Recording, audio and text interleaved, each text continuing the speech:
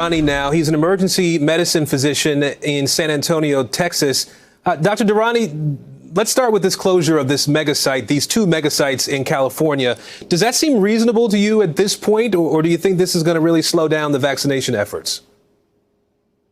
Yeah, I don't think so. April 15th is when all Californians age 16 and above become eligible to get a vaccine. So there's going to be a huge surge associated with that.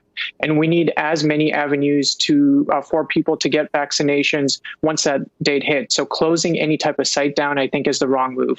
Combine that with cases on the rise, variants on the rise, and a record weekend of air travel, and I think this would be the wrong move. The other thing that comes with these FEMA sites is mobile vaccination clinics that go into underserved communities.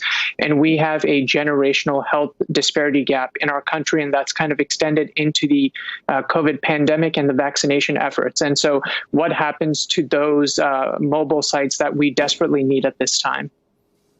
And Dr. Durrani, let's talk a little bit about travel. Some of the travel news we mentioned a few minutes ago. More than 4.5 million people flew over the holiday weekend. How much do you think that's contributing to the rise in cases that we're seeing around the country right now?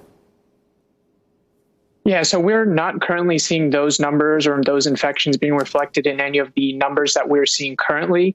Ideally, all of those individuals that traveled were completely vaccinated, but we know that only 20% or a little less than 20% of the population fits into that category.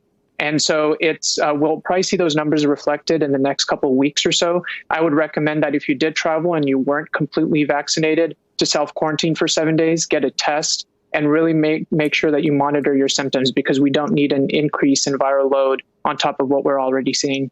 All right, some sound advice there, Dr. Durrani. We appreciate your time. Thanks. Thank you. The White House